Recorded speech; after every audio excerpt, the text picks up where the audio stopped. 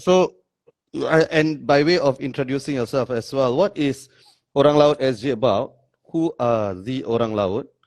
And what is your personal background? What's your relations to the community of Orang Laut in Singapore? If you could explain. Thank you for the questions.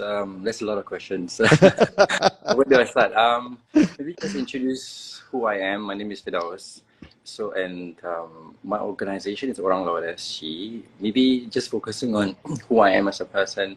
I am a fourth generation Orang Laut, Orang Pulau descendant. My grandparents actually used to live on Pulau Semakau before they were asked to live in 1977.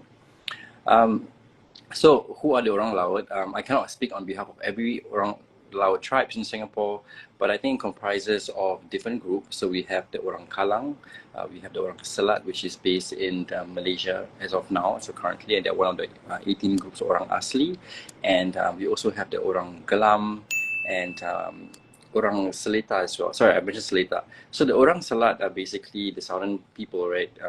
People of the south, basically. Selat means south, and also, just at the caveat, I'm not an anthropologist, I'm not a historian, so this is me coming, sharing with you guys about what I care about because of my heritage. So these Orang Salat, some of them has resettled at the Southern Islands, and from then they were known as Orang Pulau, which my family is currently, identifying themselves as a former Orang Pulau actually, which means islanders. Okay, so can I ask, Firdaus, is it a subset of Malays or is it separate from Malays? How do Orang Pulau or Orang Laut see themselves?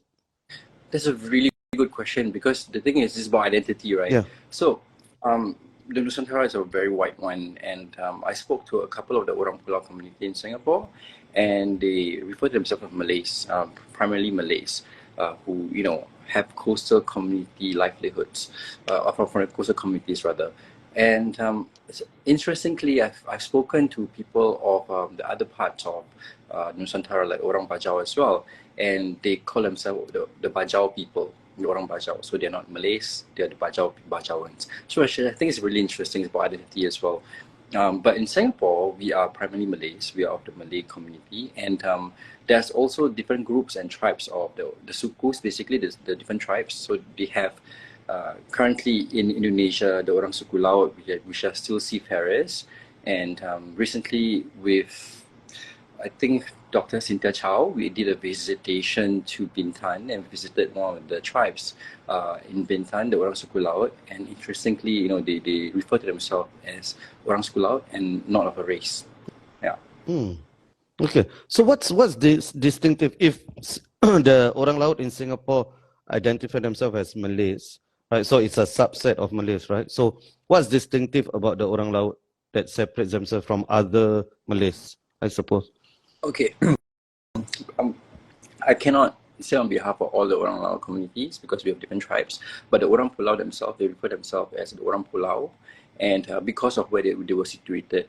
And in terms of their livelihoods and the kind of beliefs that they have, the traditions that they adhere to back then, I think Orang Pulau identify themselves as islanders, basically. Even when they moved to Singapore, they still had a very strong community where they talk about, past lives, or rather like the times on the island, and looking into these communities, right? They bonded through displacement actually, because when they were displaced, they actually moved to different parts of Singapore.